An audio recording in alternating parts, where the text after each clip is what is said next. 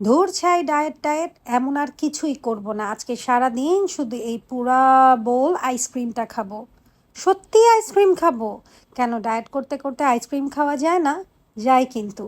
আমি এই আইসক্রিমটা বানিয়েছিলাম একদম হেলদি সব জিনিস দিয়ে, এবং এটার ক্যালোরি কাউন্টও অনেক কম। এটাতে প্রোটিনও অনেক আছে আর খেতে অনেক ডেলিশিয়াস।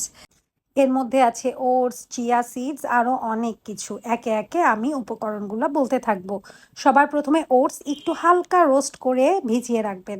তারপরে চিয়া সিডস আর ফ্ল্যাক্স সিডসও আরেকটা জায়গায় ভিজিয়ে রাখবেন।